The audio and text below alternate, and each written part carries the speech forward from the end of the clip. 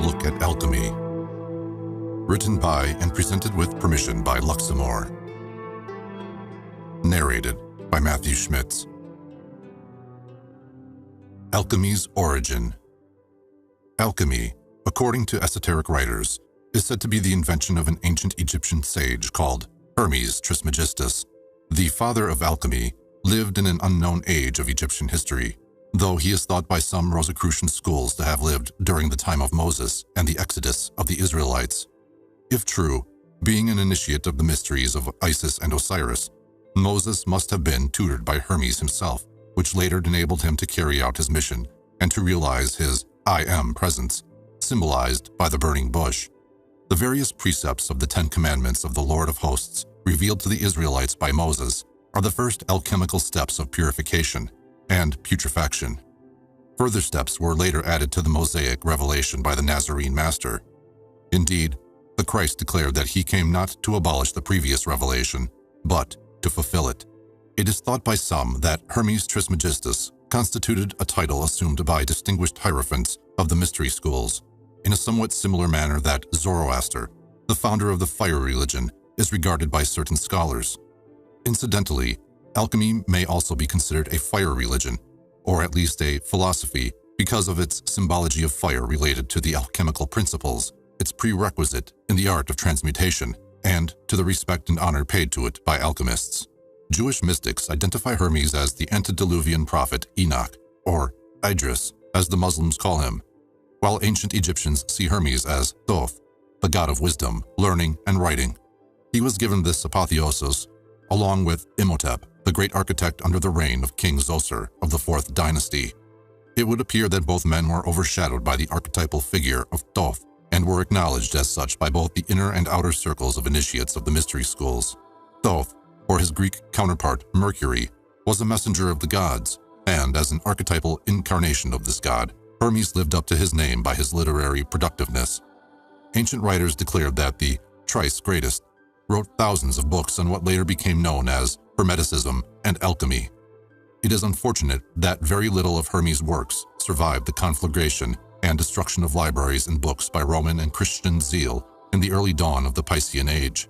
The world as a whole is still ignorant of the great loss, and it will take some time before the invocation is made by the masses for the greater light, for disclosure of eternal principles that would shine upon the paths of men, and consequently, for a full restoration and establishment of an occult library of the world, with an archive and database of every known system and tradition of the metaphysical side of life.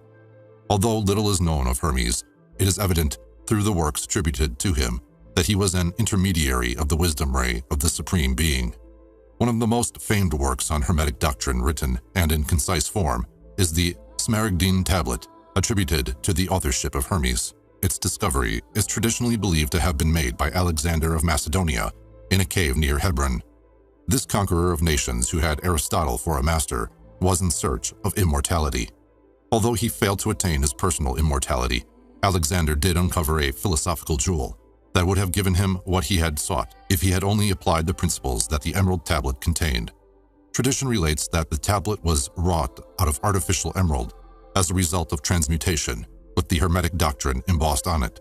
Alchemy, as a philosophy and an art in the Western Hemisphere in the past 2 millennia, existed concurrently in other ancient cultures and civilizations. It was practiced intensely by Hindu yogis and Taoists in India and China. This parallel growth is probably the result of the Great White Brotherhood's periodic presentation of a spiritual method designed for the development of certain types of temperaments and belief framework of those aspirants belonging to a certain era and stage of mankind's collective evolution. Based on this parallel growth of alchemy in the Orient and the regions of the Fertile Crescent, suggested to some esoteric historians that alchemy may have had a common origin in that sunken continent, Atlan, or Atlantis, as it is more generally known. Esoteric tradition declares that a handful of the Atlantean root race survived the submergence of the land and transmigrated to Egypt, China, and the Americas.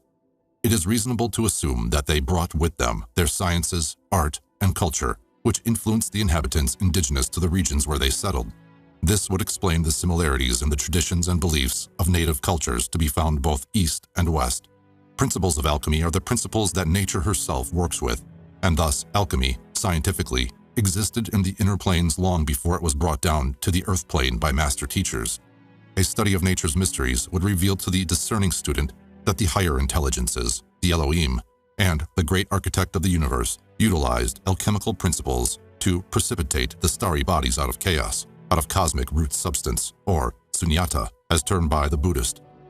Kabbalists believe that Adam was taught by the angels in paradise the art of transmutation to prepare him for his fall and his climb back toward his monad, toward godhood, his involution and evolution from a divine consciousness to divine self-consciousness. There is no general concurrence among scholars as to the origin of the word alchemy. The consensus is that the word is derived from the word chem, the ancient name for Egypt, added to the Arabic article al, meaning the, thus forming the word alchemy. However, Sir Wallace Budge is of the opinion that alchemy comes from the Egyptian word kemen, meaning the black powder or ore, which is presumed to be an ingredient in alchemy. No matter where it secured its name, the word alchemy, it would seem, first came into prominence in the mystery schools in Alexandria. Purpose of alchemy. But just what is alchemy, and what role does it play in the promotion of the welfare of mankind? If alchemy has any true value, it must be based upon eternal values, upon the things that support heaven's purposes. In other words, upon God's plan of humankind's becoming into the true Elohimic image of the divine. If alchemy simply had an earthly objective, masterminds of the ages would not have concerned themselves with it. It would have been considered as something so trivial, so transient, as to distract man from the real work of extricating himself, specifically from his bondage to the carnal self, the kama manas, or animal soul, and generally from samsara. Greed was never the impulse that prompted the invention of alchemy. It was, is, and always will be man's desire for truth and enlightenment of his true nature and estate that motivates him to seek through every channel and avenue for that certain something that he subconsciously feels he had lost and which is his to reacquire. Call it the lost word, the philosopher's stone, or the Holy Grail, it matters not. Alchemy teaches man the principles of regeneration and resurrection, laws of creation and transmutation, laws that would assist man to regain his former estate lost in the fall. This fall from paradise symbolically represents involution of the human life wave into physical matter. The way back to the throne of God is scientifically called evolution, and the acceleration of the latter is the art of the Hermetic Gnosis. This path of return is esoterically and graphically symbolized by Jacob's ladder and the paths of the Kabbalistic tree of life. The drama of Jesus' life is an alchemical allegory of the steps of regeneration and ascension to the I Am presence within, the Father who art in heaven. Orthodox Christianity does not recognize or is unaware of this vital truth, and because of the lack of mystical insight among most members of its priesthood, coupled with the absence of esoteric truths in the doctrines and dogmas of the Church, the average Christian is ignorant and unaware of the true message of Christianity, of the light, the Christ substance, and the true saving blood that Christ introduced to humankind.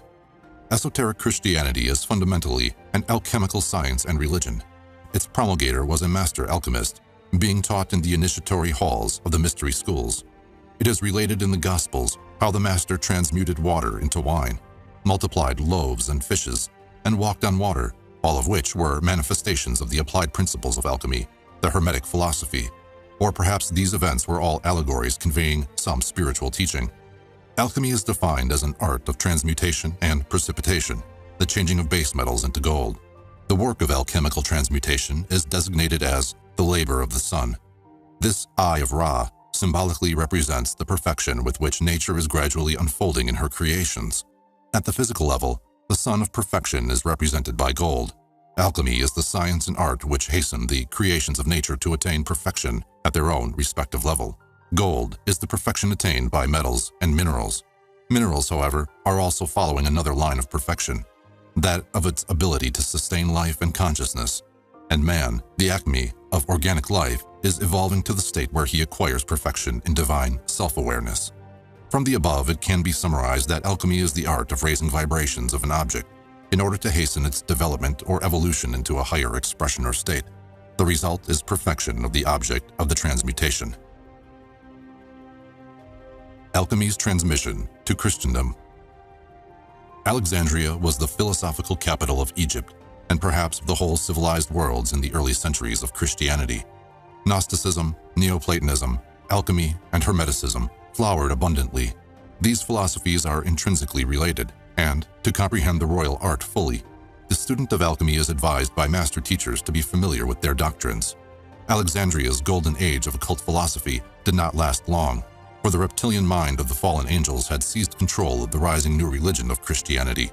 No offense to our Christian brothers and sisters, the philosophical sons and daughters of Hermes were persecuted and murdered brutally by Christian fundamentalists and fanatics.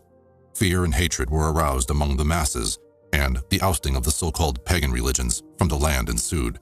One sad event was the cruel assassination of Hypatia, an illustrious daughter of the Mysteries.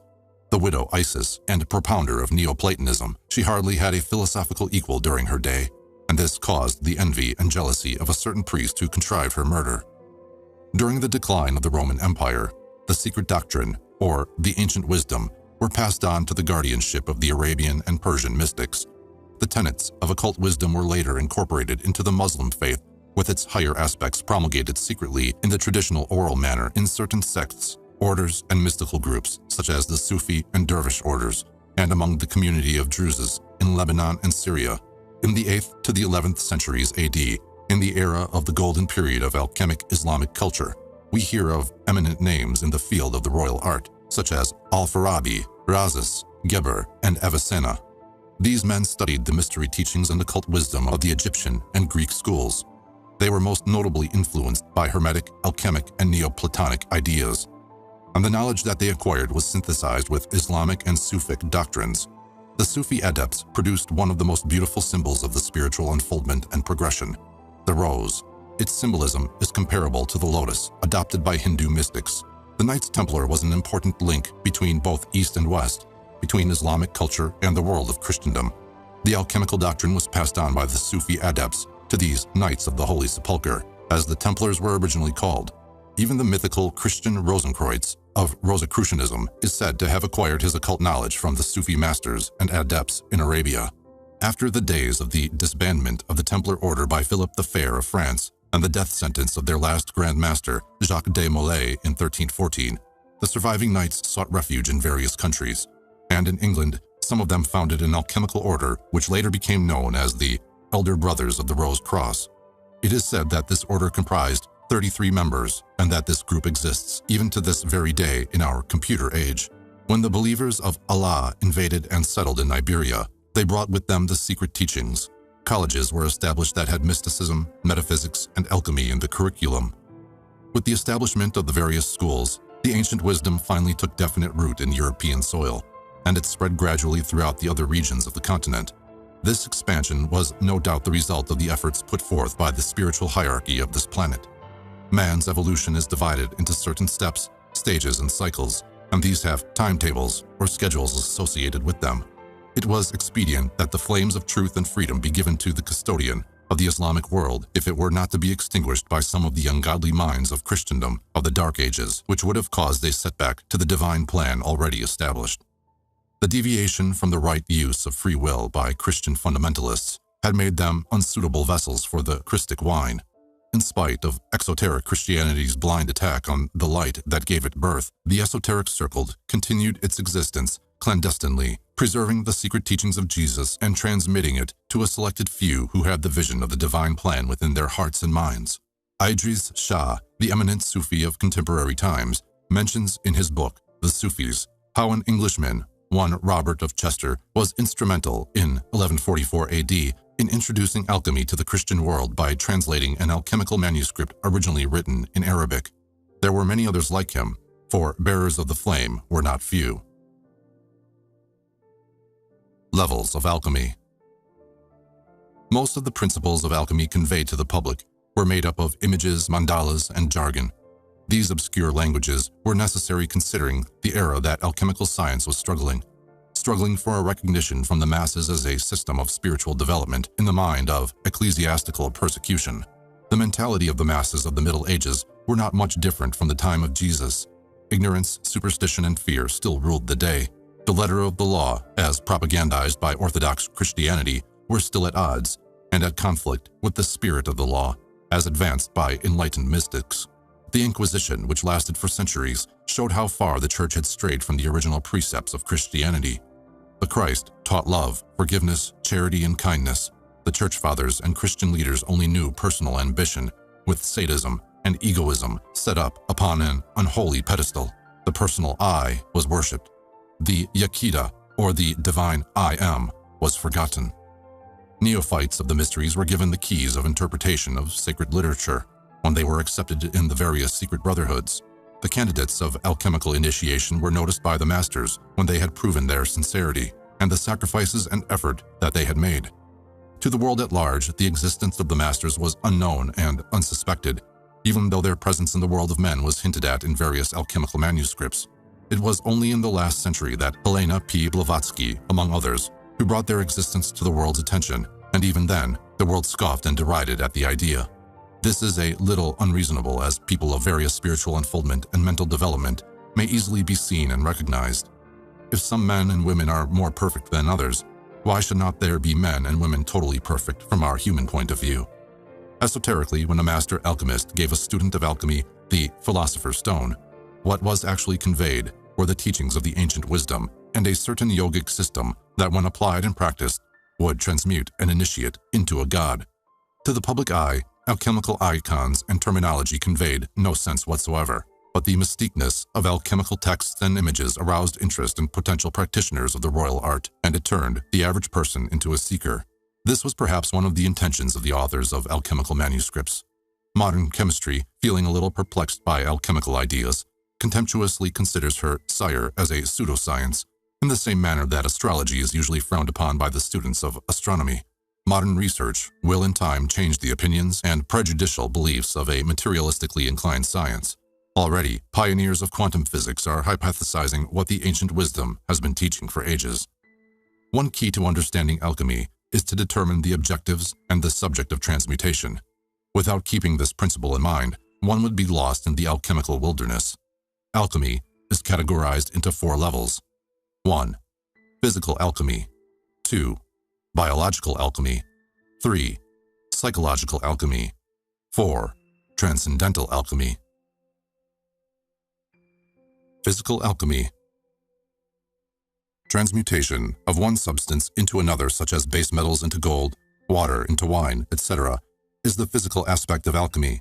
It is often referred to as the greater circulation. Much charlatanry and quackery became involved with this aspect, and many people were cheated by rascals who claimed that they had in their possession the philosopher's stone that could effect a transmutation of base metals into gold. Human greed knows no bounds. The poor wishes to be wealthy. The rich aims to be wealthier. And with all their efforts, whether successful or not, sorrow and suffering is the karmic result. Aspirants of the ancient wisdom are taught that the world of form is transient, and that one's happiness should not be based upon something that is illusory. Illusions do not last, and they are not eternal. They bind man to a false sense of human limitation. They enslave man to matter by seducing him to indulge in things that hampers the development of the soul. Truth and the real are that which is eternal, and they are to be found in the kingdom of God within us. Unfortunately, most Christians overlook this one of the most important injunctions of the Nazarene Master.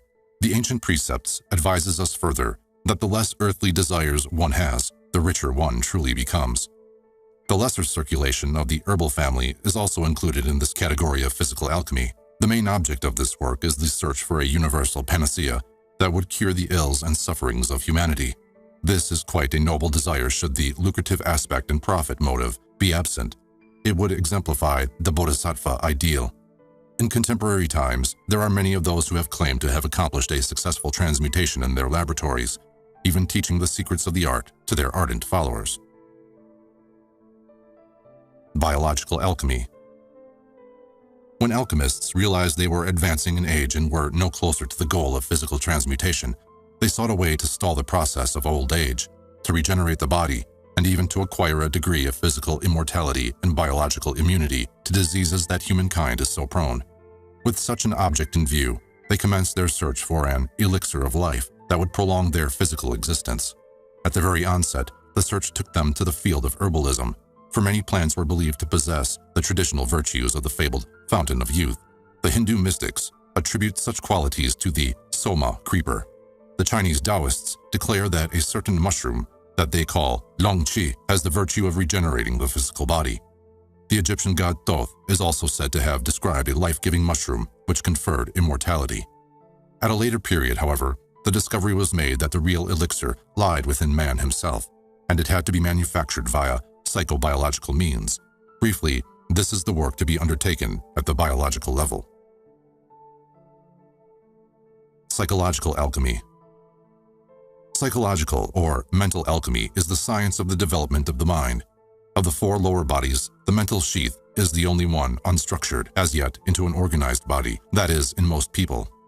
In the course of evolution, the mental body will be constituted and coordinated so as to allow the ego and the waking consciousness to function fully in the mental realm. The secret doctrine of H.P. Blavatsky tells us that in the fifth round, the mental body is expected to be fully developed. Mental alchemy accelerates the evolution of the mind. It permits its practitioner to acquire in the fourth round what nature intends humankind to attain in the next, with her somewhat languid process. Mental development entails the development and the refinement of the following abilities, qualities, and faculties. 1. A universal attitude and perspective. 2. Imagination. 3. Concentration. 4. The ability to reason inductively, deductively, syllogistically, analytically, analogically, etc. 5. Mental quietude. 6. Abstract thinking. 7. Divine thinking. 8. Mental receptivity. 9. Visualization. 10. Discrimination, or viveka. 11. Detachment, or vairagya. 12. Meditation. 13. Mental creation, etc. Before quick progress can be made in developing the above faculties, the mind has to be purged of all the phobias, neuroses, and psychoses that are infecting it, even the guilts, resentments, and sinful feelings torturing one's consciousness. The aspirant is advised to forgive self, and forgive others. The steps of conviction, contrition, confession, consecration, and communion should be adhered to when one desires spiritual unfoldment. One of the other steps to be taken is the unification of the male and female aspects of the psyche. Psychoanalysis, however, has only touched the outer fringes of the mind with its inner probings. Mental alchemy, like the previous categories, is not considered the ultimate goal of alchemy. They are but stepping stones leading to transcendental alchemy. More on mental alchemy and the general laws governing transmutation may be read in the Kabbalion, written by anonymous initiate writers. Transcendental alchemy. All things in their natural, unregenerated state are considered dead by alchemists. Man, in his natural state, is in a state of death. Master Jesus voiced this precept when he declared, "Let the dead bury the dead." Transcendental alchemy raises man from the state of nature to a state of grace.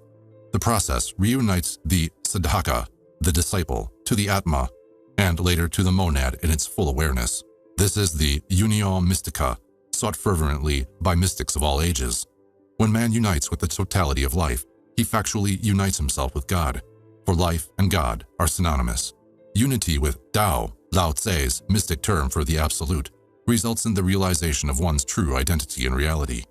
The individual who is united with the absolute is a Jivan Mukta, a freed being, freed from ignorance, maya, and mortality. Human consciousness expands and embraces cosmic consciousness in this unified state. Figuratively, the drop returns to the ocean, and the spark to the flame, and man's essential divine nature shines forth with the splendor of the sun. This is the destiny of man, to advance into the kingdom of God and be all that God wants him to be. There are various systems of spiritual unfoldment, catered to the basically 7 different temperaments of man, that leads him to his ultimate goal. Transcendental alchemy is one of these sublime systems.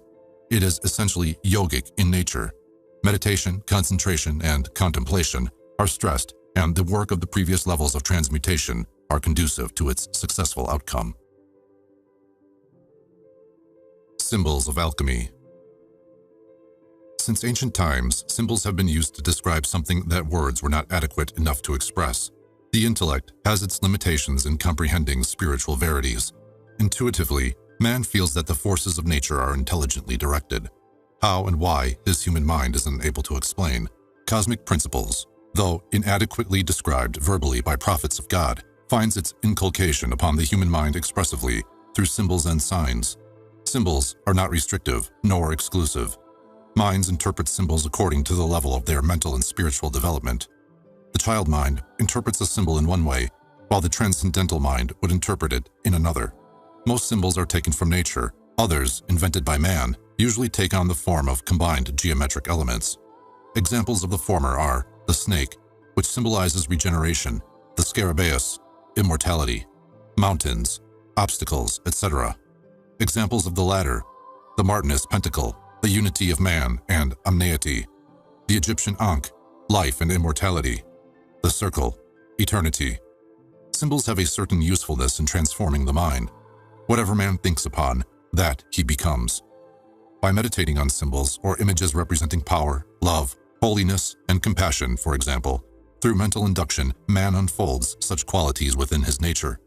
Personally developed symbols are sometimes used as media for communicative exchange between the waking consciousness and the subconscious mind. This is effected by ascribing a certain attribute to a, preferably, invented symbol by repetitious thought and contemplation upon it. For example, the waking mind may ascribe to lightning as a symbol the meaning of danger by constant focus and suggestion upon it until it is absorbed by the subconscious mind. At a later date, when real danger is present, an intuitive impression with the lightning symbol would flash through from the subconscious to the waking mind, thus warning the individual. This method is also applicable to enrich and enlarge upon symbolic dream content, and to induce the subconscious to utilize the newly absorbed symbols, which are non-mystifying to the waking consciousness. Alchemy is very rich in symbolism. The royal art itself is sometimes represented by the pelican and the phoenix bird. The latter was invented by mystics in Alexandria during its heyday, the former by a group of Knights Templar in the British Isles. Alchemical symbols of past ages were designed to reveal as well as to conceal, to stimulate the mind to awaken from its intellectual complacency. Alchemical mandalas describe processes of transmutation, truths, laws, and principles, which are pertinent to an aspirant's spiritual unfoldment, are similarly depicted within mandalas. Such truths were obscured by vague language and inexplicable diagrams for protection from persecution, because truths, for some reason, were and still are considered heretical by Christian orthodoxy. In accord with this dire situation, alchemical symbols, as an expedient, took on Christian coloration. Let us examine the following common alchemical symbols. 1. The hermaphrodite. 2. Dragons. 3. The caduceus. The hermaphrodite. Modern psychology has discovered that the human psyche possesses both masculine and feminine qualities. The male and female polarities are present no matter what our biological gender. One polarity in the human psyche is, however, usually repressed to the background in the id, the subconsciousness, to the detriment of the psychological equilibrium and stability of the waking consciousness. There are hierarchies of development and transformation of both male and female qualities evolving within the psyche. The lowest rung on the female hierarchy is the harlot, later transfiguring into the virgin of the succeeding rung, and on to the high priestess and the empress of the higher stages. The masculine side has its transformation from barbarian to knight, hierophant, and emperor. The hermaphrodite symbolically represents the ideal anima and animus in symbiotic conjunction, the highest aspect of the male and female qualities in perfect balance and unity within the psyche. This is the state of unity that every man and woman unconsciously seeks in an external partner. The search for wholeness should really take place within. Man's union with omneity is preceded by man's union with his alter ego within his waking consciousness. Any individual with such a coordinated psyche functions balancedly and creatively within society. An aura of holiness enfolds the person. The world knows the person as a compassionate, wise, and powerful being. He or she is the twice-born. Esoteric tradition teaches that in a future root race, individuals will be hermaphrodites. Aside from having an androgynous psyche, man would biologically possess two spinal columns, with the cerebrospinal and autonomic nervous system functioning in a close relationship.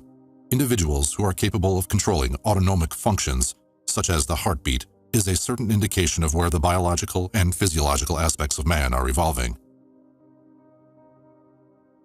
Dragons. There are many myths and legends concerning heroes slaying dragons that are to be found in mythology of various cultures. We hear in Greek myth of Apollo vanquishing Python, Siegfried, St. George, Krishna, Hermes, and many other heroic figures have also had their dragons to slay. There are basically two species of dragons to be found in alchemical mythos, the celestial and the terrestrial dragon. The latter dragon is sometimes called The red dragon. What do dragons represent? Dragons are symbols of raw energy within the psychobiological organism of man. The terrestrial dragon, in the microcosm, is the kundalini fire nesting in the khanda. In the average person, this energy is used mainly in sexual gratification and indulgence in sensual activities. Slaying the dragon symbolizes the tapping of this energy for higher uses of the ego. The student hero utilizes the sword, symbolic of the will, to overcome the beast within. Does so by directing the kundalini fire upwards toward the brain centers via the channel called sushumna, stimulating creativity of a higher order as a result.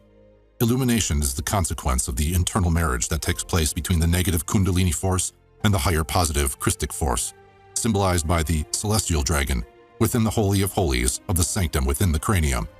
In a symbolical sense, the hero is smeared by the dragon's blood, making him immortal. The resurrected kundalini is sometimes represented by the phoenix bird. The individual who has his kundalini raised permanently and hissing through the third eye is honorably called a naga, a Hindu mystic term for dragon or serpent. With the experience of illumination, the naga realizes the oneness and unity of life. The naga is known for his wisdom in his words, actions, and behavior. Master Jesus is presumed to have praised the enlightened nagas by exhorting his followers to be as wise as a serpent. Dragons occasionally represent the unresolved and repressed energies to be found in the psyche, the monsters of the id, such as phobias, neuroses, guilt feelings, and the like. From the geoterrestrial angle, dragons represent certain currents of magnetic energy found in certain parts of the Earth's terrain. They could perhaps be called chakras of the planet. They also correspond to acupressure points in the body of man. Ley lines are, likewise, associated with geoterrestrial dragons. The Knights Templars had certain knowledge in this regard. They knew how to determine the locations of magnetically charged regions. Such hallowed grounds were chosen as sites for cathedrals, chapels, and temples. Dragons are sometimes associated with the body, soul, and spirit of man. The caduceus. Mystic gurus, when instructing disciples, sometimes adopt teaching devices to train their chelas. The caduceus is one such device. It represents the major nadis, or subtle nervous system, to be found in man's occult anatomy. The caduceus, or staff of Mercury, is composed of a rod with two snakes intertwined around the rod. The rod represents sushumna, an etheric counterpart of the spinal cord. Within the sushumna, there are other subtle nerves, channels of refined energy. They are called by yogis Vajrini, Chitrini, and Brahman. The sushumna extends upwards and outwards into the overself as the sutratma. Pingala and Ida are two of the nadis depicted by the snakes. The junctions where the snakes and rod meet are symbolic of the major chakras.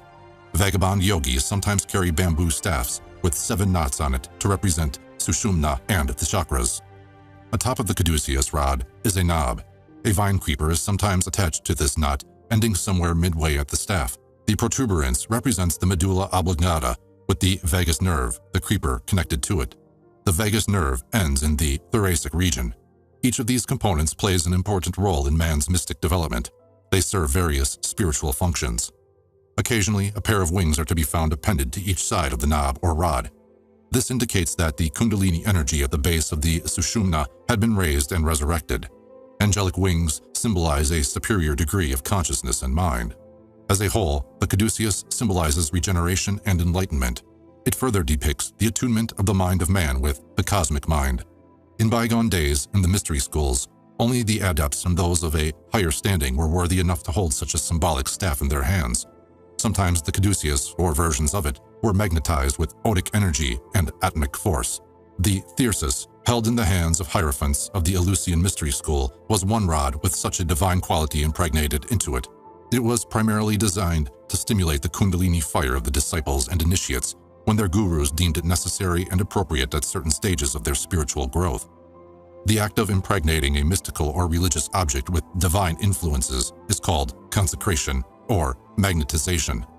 Some occultists interpret the caduceus as representing the universal magical agent. This magical force is used abundantly in theurgic and thaumaturgic operations. Egyptian hierophants were adepts in the application of this force. The laws and principles involved in controlling the agent were transmitted under oath of secrecy to seekers of light. Apollonius, Pythagoras, and Moses are names that come to mind when considering the display of so-called miracles. These eminent individuals were all initiates of the mystery schools in the land of Chem. Nowadays, the caduceus is an emblem employed by the medical profession. Only in recent years is this branch of science discovering the subtle energies with which this emblem is silently pointing. Themes of alchemy. Alchemy, no matter what its level of application, is essentially psychic in nature. All of the laboratory processes described by alchemists take place mainly in man's consciousness. Consciousness is the key to transmutation. God consciousness is the secret of the royal art. Functioning in higher dimensions, the conscious mind in unison with higher levels of consciousness creates forms of perfection in higher realms, in archetypal worlds. The consciousness operating therein coalesces the necessary electronic particles to bring about a manifestation in the physical world. Consciousness, when in the borderline state, easily experiences and produces psychic manifestations. The mind is the creator and director of the dynamism and kinetics of subatomic particles. Out of cosmic root substance, or prima materia, the cosmic mind and intelligence fashioned the entire universe. Man, being the reflection of the macrocosm, is able to use the same mind to manifest his designs. Patterns of perfection held constantly in mind becomes living archetypes, which stimulates its creator to work spiritually upon his redemption and salvation from bondage to human mortality. We become what we think. Thoughts are living energy, and it is the proper directing of those thoughts by the will that affects transmutation or precipitation.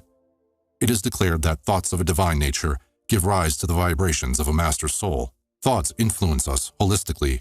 Our nerve substances, composition of the blood, auric energies and radiations are all affected by the state of our mind, by the thoughts that we dwell on a day-to-day basis. Every organism is an embryo of a higher development and expression. Nature is constantly striving to produce perfection. Alchemists believe that it is man's prerogative to speed up the processes of nature to quickly attain perfection. The spiritual labor is conducted in the laboratory of the soul. From the Absolute's point of view, we may speculate that everything is perfect, for everything does not truthfully exist. Everything is his being. All is God in his omnipresence. God is immanent and transcendent. Perfection is a divine quality ever present within nature and man. This innate divinity is stressed by spiritual gurus. The "know ye not that ye are gods" precept is emphasized repeatedly. From the relative point of view, imperfections are to be seen everywhere. Man's earthly mission is to transmute this disordered condition, this cacophony of man's evolving principles, by attuning with the rhythm of the cosmos, with the dance of Shiva. To understand the esoteric science of alchemy, it is necessary to elaborate upon the above through discussing briefly the following alchemical themes. 1. The philosopher's stone. 2. The first matter. 3. The seed.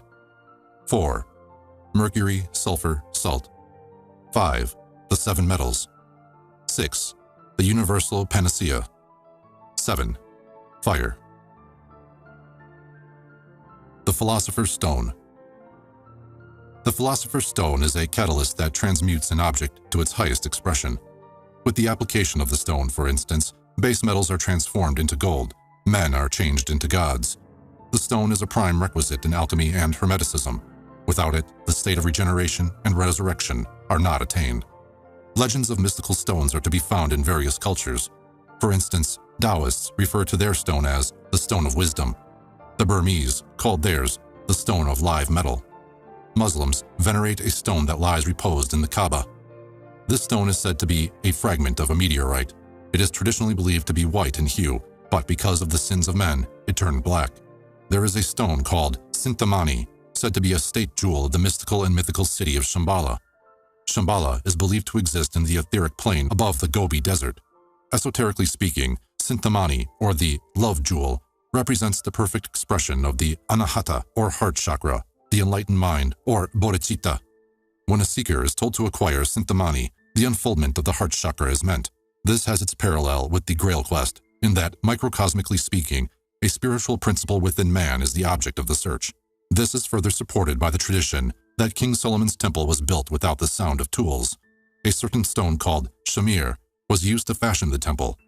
Esotericists know that the temple refers to the causal body, the vessel clothing the monad, the spirit of man.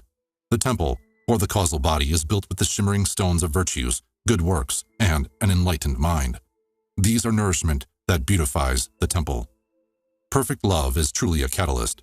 Its power transforms human expression into that of the divine. Love is an aspect of the Buddhic component within man. Alchemically speaking, it is described as the gluten of the white eagle. From the above, it can be gathered that the philosopher's stone is no stone in an ordinary sense. This is stressed repeatedly by alchemists in their writings. They declare that the stone is made out of the first matter and is composite of the four elements. The stone is believed to be hidden within man. Powers of the Godhead are ascribed to this fabulous stone. Its appearance, so say the alchemists, is unsightly to look at, and is to be found in filth, and is valueless to the majority of men. Since there are various categories of alchemy, it is probable that the stone differs at each alchemical level, taking on a different characteristic and nature. Aside from love, other aspects of God, of omniety, can be said to be the stone, such as supreme reason, wisdom, power, and light. These qualities all have the ability to purify and illumine body, mind, and soul. To acquire the stone is to discover truth, reality, and the absolute, the fixed, the non-aggregate, and this is the magnum opus, to experience and to know reality veiled by the adversary, deceiver, opposer, or Maya. It is the sublimest work any person can do. It fulfills the old adage, man, know thyself. The stone derives its power from the highest aspect of man, from his divine self, which is essentially a spark of God. Christ is sometimes described as a stone, a cornerstone that is also at the same time its peak, which architecturally describes a pyramidal structure in the above sense. Christ, light, life, and love are synonymous, for they all partake the nature of the stone. They all have the capacity to transmute man's being. Christ consciousness is the stone that transmutes man holistically. The heart of the crown chakra and the heart chakra anchored to the thymus gland are sites where the stone unfolds its power. Within the crown, the Sahasrara chakra, the Christ stone, magnetizes the head centers and crystallizes in the brain ventricles, resulting in the manifestation of hormones and nectars of a spiritual quality that flows into the bloodstream and raising the vibratory rate of the body's atomic structure. This transformed blood is the saving blood of Christ. There is a divine flame of life anchored in the heart. When nourished by the mystic stone, by the love, life, light principle, it radiates energy and magnetism to the surrounding area, to the thymus gland, to the pericardiac sac and fluid, and to the heart itself. It regenerates the blood cells as the bloodstream circulates through the heart and lungs, resulting in youth, vitality, and radiant health. Hindu yogis declare that those who do not love grow old quickly. In the light of the above, the how and why are easily discerned. There are occultists who believe that the philosopher's stone represents a certain gnosis transmitted to worthy aspirants by adepts of the art. This stone, then, concerns doctrines of mystical, occult principles that allows one to attain perfection in a single lifetime. Initiation and ritual play a vital role in this transmission. By applying esoteric principles, the aspirant is transformed into a master soul. An adept is in a sense the philosopher's stone, for his very presence transmutes all who are fortunate enough to come into contact with him. The first matter. Nothing comes from nothing. Therefore, matter and life must have had a source. The absolute is that source. It is the supreme reality, and it is constantly emanating and absorbing back into itself the energies and intelligences that manifest universes into existence. Out of the absolute, there is an effluence of Prakriti and Purusha, cosmic root substance and cosmic mind consciousness, intelligence. These two principles are personified by Shiva and Shakti. Cosmic root substance is the prima materia, the first matter, or chaos, from which all elements and substance proceed. It is spirit energy, unconstructed as yet into particles of matter by the cosmic mind.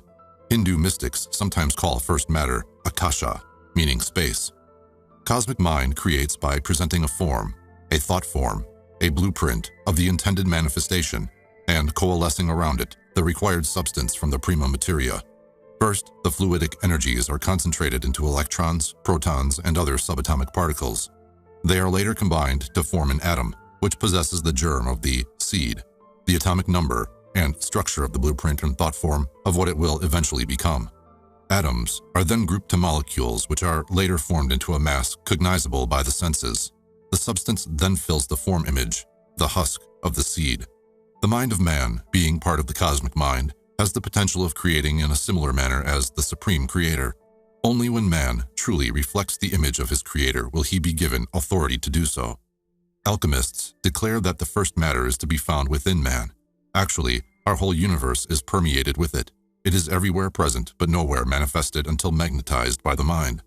Differentiation between matter and consciousness is solely an illusion existing at the surface of reality. The many, in its relative existence, can be reduced to one, the Absolute, the Supreme Being. Kabbalistically speaking, the fruits of the tree of life are absorbed into Ein Sof and Ein Sof Hour. These are reduced in their essence to Ein, the One, the All, the Unknowable. The seed. In a figurative sense, the alchemical seed, just like an ordinary seed, possesses both germ and husk, the male and female qualities.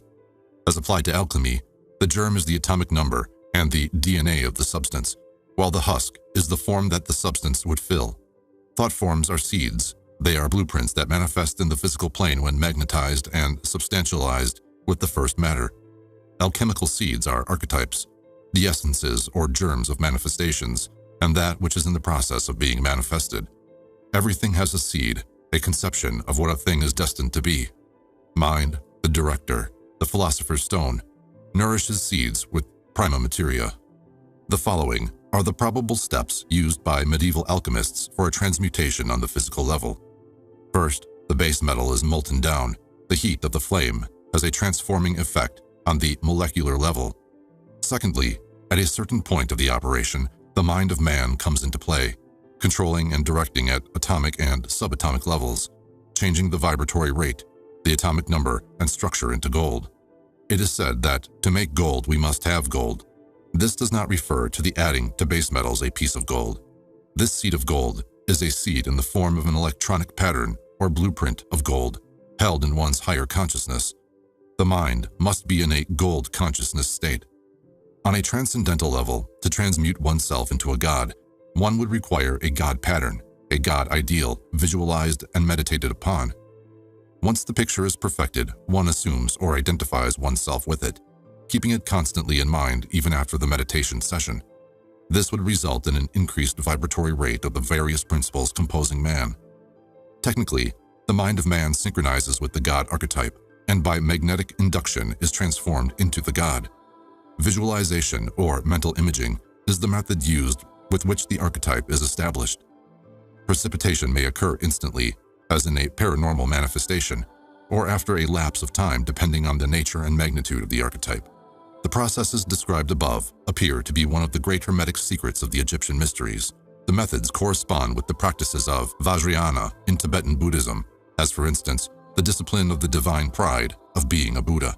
Ethically speaking, before man attempts to put the forces of nature into action, it is expedient that he contemplates as to the worthiness of his designs.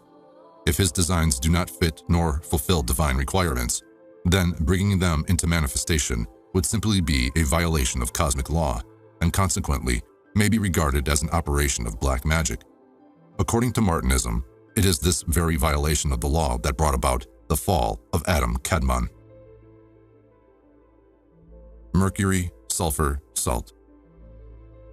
According to alchemists, mercury, salt, and sulfur are the threefold aspects of all phenomena, to be found in all compounds of a mineral or organic nature. It is postulated that by differing the proportions of each aspect in a compound would cause a transmutation to occur. Mercury, as well as salt and sulfur, are not the common vulgar materials so used to effect a transmutation. This is made clear by exponents of the royal art. Esoterically, mercury represents spirit, salt, body, and sulfur, soul. Every phenomenon and object in nature is believed to possess these three attributes. It is thought that by separating each aspect of an aggregate substance, purifying and then recombining them, the result would be a total refinement of the object. Philosophically speaking, mercury is the mind, salt, will and wisdom, sulfur, love. The three are components or principles of the philosopher's stone, and they work potently to transmute any base metal or character into golden perfection. Without these principles, the coveted stone is ineffectual in its capacity to change vibratory rates. Sulfur molds a person into a balanced individual, with the desire and motive to act creatively. Salt actually bestows the individual with the will and power to act, while mercury, the intellectual principle, is the coordinating factor of both sulfur and salt.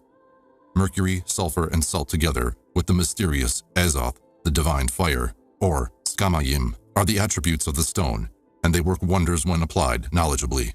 These triune principles and azoth correspond to the Christian unity and the feminine principle personified by Mary. Azoth is the Shakti aspect of the triune Godhead. The seven metals. Metals in the world of alchemy and esotericism in general represents various conditions and principles to be found in man and nature. For instance, metals may represent the seven components or bodies making up the being called man, the seven exoteric rays from the great central sun, and the seven major chakras within the subtle body. The seven metals also correspond to the seven angels presiding over the rays, to the seven archangels, the seven Kohans, the seven pairs of Elohims, etc. Symbolically, the seven metals represent the seven planets known to the ancients, counting also the sun and moon, which are not planets proper, but a solar body and a satellite. The correspondences are as follows: gold, sun; silver, moon; lead, Saturn; mercury, Mercury; tin, Jupiter; iron, Mars; and copper, Venus. The true subject of alchemy is man. Man is the object of the transmutation. The alchemist is at once the subject and the object, the operator and that which is operated upon. Metals are associated with elements of man's character. Pure gold is the character of a perfect person. It is the manifestation of that perfection already inherent within man's highest principle. Within the etheric body, the chakras are the microcosmic planets. In Gichtel's Theosophia Practica, a diagram is shown of a human being with the position of the orbs placed in the body. This indubitably reveals the fact that the chakras were known by Occidental mystics in the past centuries and played an important role in their spiritual tradition. The seven seals in Revelation is indeed another revelation of this fact. The universal panacea. Compassion is one of the ego's highest feelings for other life units who are struggling in the business of living. The sense of unity with all life around is an indication of one's growing realization of God. Being my brother's keeper is no longer a burden to such a person advancing in the spiritual path. It is a dharma, or duty that one feels a privilege in obeying, of being true to self. It was because of such a sense of duty that spiritual alchemists embarked upon the search for a universal panacea to cure the ills, suffering, and pain of a fallen humankind. Pain, illnesses, and imbalances may be found in various levels of the microcosm: the physical, emotional, mental, etc. The universal panacea in general can be said to be principles and laws of God that would establish harmony and health if applied. Physical pain and illness are the result of a lack of prana, or the life force, or momia, as Paracelsus called it, into the psychobiological system. This interrupted flow is mainly the result of a psychic condition unleashed by negative thoughts and emotions. When the channels, or prana influx, are purified, when the yin and yang, the positive and negative polarities within the body, are well balanced, when the four elements residing in the body are in a state of equilibrium, then health should result. There is a higher source of the life essence that is rayed from the great central sun, directly to the monad and down to the atma of man, and this is associated with the flame of life residing in the physical heart. Daily devotions to the flame within and to the Father who art in heaven causes a descent of the essences of life, of the atmic fire, into the quaternary vehicles of egoic expression and results in a regeneration of the whole psychobiological system. A surplus of the life force within the body is radiated out and forms of an aura of protection around the corpus. There are, however, major terminal points where the life force flow out in a concentrated state. The hands are just two of these terminal points. The energy radiated out from these chakras are called by various names: Od force, animal magnetism, nerve energy, etc. Egyptian mystics of bygone days called it Sa-Ankh. There is an interesting concept concerning the above principle and the atmic fire. When concentrating and meditating upon the Atma, the higher forces tend to flow more abundantly, and this energy together with the solar, lunar, and earth prana, when imbued upon a substance such as water, would cause the fluid to be charged with life essences capable of restoring the sick into wholeness when consumed by them. This magnetically charged water can be considered as one of the manifestations of the elixir of life, the nectar of the gods, or the universal panacea. Tantric icons of deities are sometimes depicted as holding a vessel of nectar in their hands. Evidently, a certain law and principle are indicated by this mudra. Practitioners of meditation would do well to experiment holding in their hands a cup of water during meditation and consuming it directly after the meditation session. The result could be invigorating and vivifying to the psychobiological system, reinforcing the vital forces already present. Fire. Fire is essentially divine, emanating as it does from the Godhead. God is a consuming fire is a well-known expression to be found in Holy Scriptures. Fire purifies and accelerates the motion of atomic particles. It increases their vibration. Fire is a creative principle, a divine tool in Shiva's hand, transforming and transmuting matter to spirit and spirit to matter. Heraclitus considered fire to be the first principle from whence all things owe their existence. By fire, he meant the divine fire, the skamayim of the Kabbalists that is continuously being outpoured by Ein Sof. The center of this emanation in our solar system is the sun. In man, it is the monad. This indicates that all that is essentially fire. Man, the monad, is a spark of fire from the great central sun. All of man's principles are fire in lesser manifestation and intensity. A spark of the monad lies hidden in man's heart. Fueling this flame with daily devotions of right action, right thought, right speech, meditation and prayer increases the power, wisdom, and love of the divine nature of man.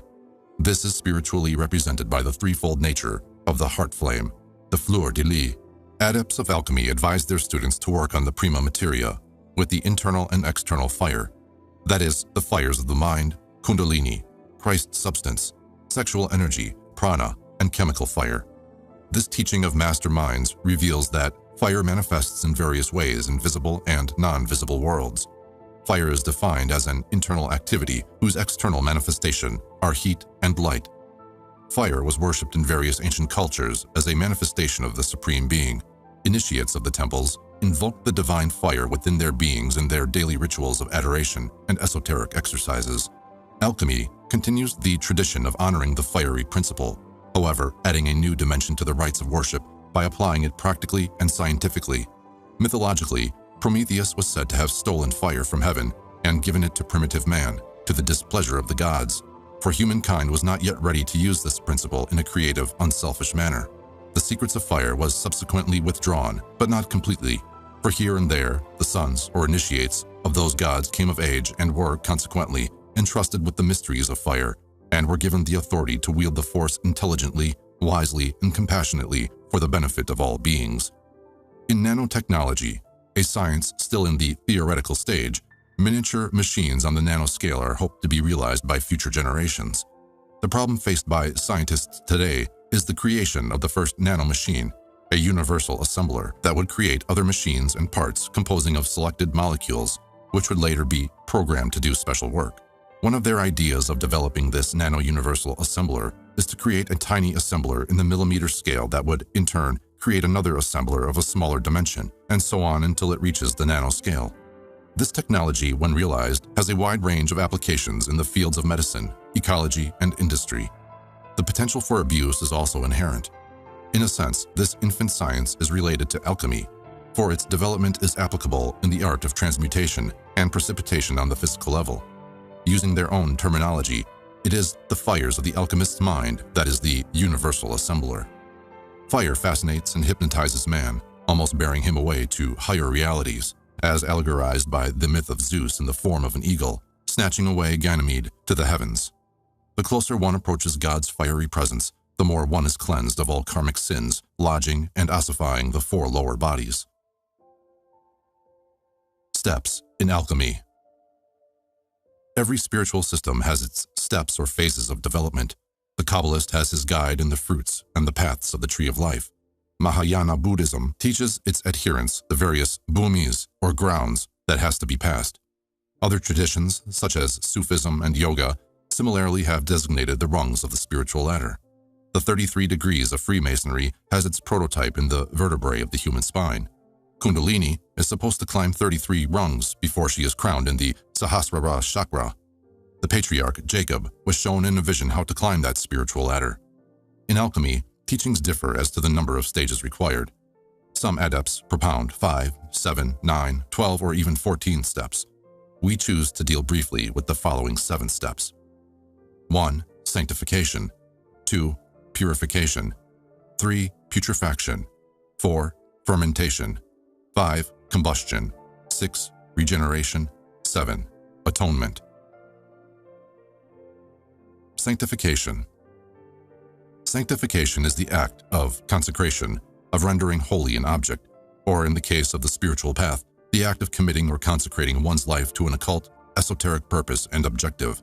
This step is undertaken when one, like Caspar or Melchior, who saw the star and was determined to follow it despite obstacles, obstructions, and hindrances. Psychologically, the determination to follow and see a project to its ultimate conclusion can be said to be an expression of sanctification.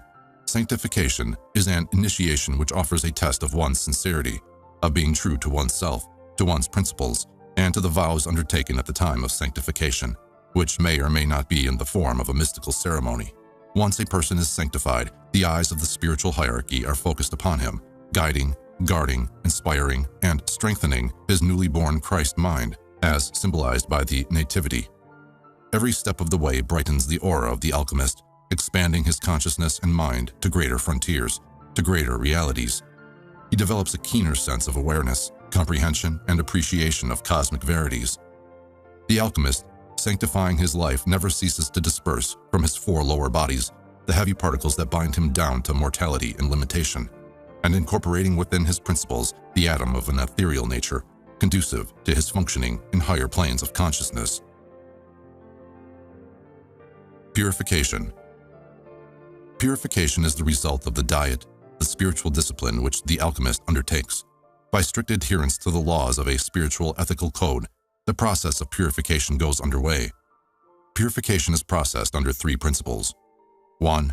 The raising of the vibratory rates of the atomic structures and atoms within the lower components of man. 2. The dispersion of foul matter and toxins which corrupts the sheaths. 3. The prevention of the accretion of heavy atoms which densifies the sheaths and entombs the soul. In esoteric Christianity, purification is represented by the baptism. The soul, being washed in the fluids of the cosmic sea, gradually changes its garments into Christ's substance and emerges into a new world of light. The first Adam donned clothes of skin. The last Adam dons the apparel of the spiritual body. Purification is an ongoing process. It never ceases as evolution never halts to the point of non-progression. Impurity in man results in a negative attitude and behavior pattern, a tamasic expression that makes a man sluggish in his ways. Records of karmic sins lodge in the heart seed atom and in the four lower principles. To the clairvoyant eye, these are seen as blackish-grayish clouds resembling the pollution emanating from an industrial center. The alchemist purifies and purges these astral, physical, and mental toxins from his system by living in harmony with the Tao and by undertaking spiritual exercises designed to cleanse his being. It is the dark substances that prevents man's union with God and with the freedom to function in higher planes of consciousness. Love, life, and light are detergents that washes and baptize the soul in the River Jordan. Such divine qualities should be allowed to unfold within one's nature. Putrefaction. All things go through the change called death, which is really a transformation into a new state of expression. Only forms change. The energy ensouling the form, or which gave form its expression, can never be destroyed or annihilated. Molecules may break from its mass, atoms may disunite from one another and explode into a shower of electrons. But with all of this apparent destruction of identity, a law so profound operates which gives birth to a new being arising from the ashes of the old. Putrefaction is an intensification of the process already commenced in the previous steps. Astral and mental toxins are dispersed from the spiritual structure of man by the cleansing force, the holy fire, and disintegrating and decomposing the effluvia of the lower realms parasiting upon man's fears and ignorance, making it possible for the laying of the foundations for the transmutation of tomb into temple. Like the Freemason, the alchemist has to construct a temple not made with his hands, a temple worthy enough for the occupation and operation of the ego. In this purifying stage, the alchemist resembles a cocoon who works upon itself internally. Habitual thoughts and emotions that are not of an ascended master quality are decomposed and released into the cosmic incinerator. The principle of change is symbolized by the transfiguration of Jesus. Elijah, representing fire, and Moses, water, are the wisdom and love aspects of Buddha that impregnates and fertilizes the seed of gold within man. Focus upon the solar principle, God's living fire, is a sure method of burning the dross, the dispersal of impurities, and the transmutation of tamas rajasic metals of man's principles into qualities of gold. Fire quickens the Buddhic seed within our being, awakening it into activity. Water purifies the seed, giving it freedom to grow, and nourishing it at the same time. It is said that putrefaction is the principal key to the process of the transmutation. It is the agent which accelerates growth. The momentum is increased at each succeeding step of the way. Fermentation. After undergoing the previous stage of putrefaction, one then undergoes fermentation, represented in Christian mysticism by the passion, the agony of Jesus at Gethsemane. Mystics of the Christian tradition call this spiritual condition the dark night of the soul.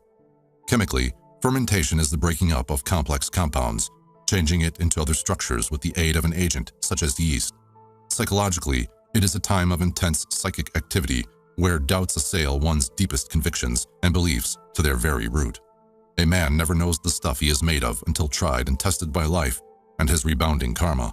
When man becomes fixed in his attitudes and outlook, denying the possibilities of soul culture and development, when he gets complacent concerning his place in the scale of evolution and refuses to budge further, then nature comes to the rescue, acting as yeast would do in initiating a forced change in a compound, which in this case is the complex being called man.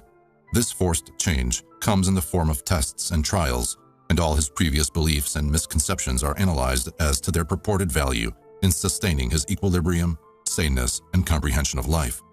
Students of alchemy are advised by adepts to volatize that which is fixed and to stabilize that which is volatilized. Esoterically, this implies that one has to liberate oneself from all delusions, glamour, illusions, and the ignorance of not knowing, to shift one's focus from the unreal to the real, and to live in eternity and truth. This activity of conversion, or renewing of the mind, is the result of fermentation, and it is usually undertaken under the supervision of an adept master who introduces the natural state, or the clear light, to the initiate when judged to be ready. Combustion. After experiencing the dark night of the soul of the previous step, the alchemist is faced with a greater test, that of the dark night of the spirit, where one feels forsaken and cut off from one's source of being, from the encouragement, inspiration, and support from one's teachers and loved ones. Accumulated karma of past embodiments returns in full force with apparently no mercy, but by remembering that God does not give more trials than man can bear, the alchemist initiate makes it through like old Job. In the state of crucifixion, which symbolizes combustion, the emotions and mind on their respective planes are literally on fire or conflagration. One overcomes this period by being self-reliant, dependent upon one's own resources. Although apparently neglected, the suffering initiate is never alone. Combustion causes a reaction, an upheaval in man's soul, which is accompanied by bliss and pain, symbolized by light and heat. Jesus expressed this paradoxical state when on one hand, with agony, he cried out, my God, why hast thou forsaken me?" Mark 15:34. And on the other, after recognizing his error in presuming separation, with total surrender, he entered the blissful state by decreeing to the Supreme One that is supposed to have left him, "Father, into thy hands I command my spirit." Luke 23:46. What causes combustion, alchemically speaking, is God's all-consuming fire. With its descent upon one's psyche, the intensity of the light temporarily induces spiritual blindness, causing the delusion that darkness has fallen upon the soul. While surrounded by light, one gropes around in seeming darkness. With the descent of divine fire, a conflagration is begun in the emotions and mind, generating pain and agony, which is later subdued by being accustomed to God's face. It is said that no one sees the face of God and lives. What perishes are the last remnants of the false ego and the active identification with the carnal self. Man dies to his lower self, but lives in the glory of his greater self. The presence of fire prepares one for the next stage of regeneration, with which it plays a vital role. Combustion is the baptism of fire and the Holy Ghost as promised by John the Harbinger. From the esoteric anatomical perspective, combustion is triggered by kundalinic activity. As the fiery serpent ascends in sushumna, sensations of heat, cold heat, is felt along the spine. Regeneration. All religions fundamentally are concerned with regenerating man, in laying the foundations for the regenerative process to proceed. It is the esoteric side of religion that puts man into active contact with higher forces and principles that activates the regenerative phase of man's spiritual development. Misguided by dogmatic teachings of the Church, the average Christian believes in a literal resurrection from the grave at the Last Judgment. However, when interpreted esoterically, Paul's writings present a wealth of information concerning the regenerative process. For instance, he declared that, For as in Adam all die, even so in Christ shall all be made alive. 1 Corinthians 15:22. Adam, or the carnal self, causes the incarnating entity to be dead to higher realities. He operates his bodies sluggishly like a zombie. By contrast, when the prodigal son absorbs the universal Christ substance and Christ consciousness emanating from his higher principles, he then functions under the direction of a higher intelligence. He commences his life living in truth and in eternity. Regeneration, consequently, begins to occur within his 4 lower bodies, even transmuting the corporeal form into the body of light. To be made alive in Christ requires a certain spiritual discipline to be exercised, but sadly, the average individual prefers believing rather than knowing and doing. It is the destiny of man to attain what Jesus had attained in the resurrection, and thus Paul advised the Romans. But if the spirit of him that raiseth up Jesus from the dead dwell in you, he that raiseth up Christ from the dead shall also quicken your mortal bodies by his spirit that dwelleth in you. Romans 8:11. If the Spirit must dwell in us for a quickening, then there must be a way for inviting the Holy Spirit to dwell in our bodies. Mere beliefs and faith are insufficient to invoke the Paraclete, the Holy Spirit. When relied upon, nature's pace of evolution and development, the regeneration of man, may require eons to accomplish. By entering the straight and narrow gate, the path of return, the prodigal son may accelerate the regenerative process and quickly deify himself in his Father's arms. It is said that great men do not die, they simply fade away. Enoch, the great antediluvian prophet, was one such an individual who simply faded away. It is recorded in Genesis that he walked with God, and then he was not. There are basically 2 interpretations to this statement. 1, the complete elimination and non-identification with the false self, the false ego, and 2, the etherealization of the physical body. After successfully treading the various phases of the way, the alchemist comes to a point where a greater influx of the rays of the higher self descends and takes active control of the 4 lower bodies. Every cell in the physical body is vitalized by this paraclete and raised to a higher state of vibration, resulting as a side effect, youth and a renewed power. Life is prolonged in the form, and all diseases that plague humankind comes to no effect. Psychologically, regeneration causes a spiritualization of the character of the alchemist. Morals, ethics, and principles held by the alchemist are unfolded and applied from the divine perspective. Every smile displayed and directed by the master alchemist to a recipient comes with a special blessing and force, which is subtly felt projected from the heart center of the alchemist. From the above, it can be deduced that regeneration is represented by the Master Jesus' resurrection. Regeneration causes the unfoldment of the seed of gold within man to mature, and preparing him for the final stage, which concludes his path of transmutation. Atonement. Exoterically, atonement is the reparation of any wrong or injury done to another. Esoterically, atonement is at-one-ment, the unio mystica, or oneness between man and God. It is the ascension in which man is unified with his I Am presence. This is the conclusion of the path of human salvation, the attainment of alchemical gold. Many tests and trials have been passed, many initiations undergone. The seed of the tree of life planted in man's Edenic consciousness has matured and is bearing fruit of God qualities. Man attains his high estate by personal effort and labor, and not by depending upon another's merit and endeavors for his exaltation into the light. This differentiates the master soul from the puerile human being. Oneness is reality. Differentiation and separation are illusory, the projection of Maya. As man unites with the One, he assumes the resemblance of the One. He has grown into God's image and becomes the Son Initiate, the symbol of wisdom, the center of power, or the heart of things. The initiate, by virtue of being one with his Son principle, is an enlightened mind and illumined being. Atonement is the culmination of the alchemist's spiritual labor in the long process of purifying, refining, and improving the quality of his metals. The principles of right thinking, right speaking, and right action, some of the elements of divine thinking, are conducive in effecting the transformation of the various sheaths. The alchemist lives in a state of constant meditation and prayer, 24 hours a day prior to his ascension. Like the Sufis, the names of Allah are continually upon his lips and mind. The spiritual practice of zikir, or remembrance, is applied devotedly by the maturing initiate. The alchemist is an active seeker for the kingdom of God within. In esoteric Christianity, the principles or the panacea for attaining the transcendental state and expanding the consciousness to embrace solar consciousness is given as conviction, contrition, confession, consecration, and communion. Conclusion. Whenever man stalls in his evolution, the intelligences of the spiritual hierarchy offer a way out in the form of a new religion, philosophy, science, or art. Alchemy is at once all of these, and ever since its advent into the mysteries, a profound inquiry has been made by aspirants and seekers as to the possible processes involved in effecting a transmutation. Confused by jargon and the real goal of alchemy, the average student of alchemy spends wasted time, funds, and energy trying to probe the secrets of the science.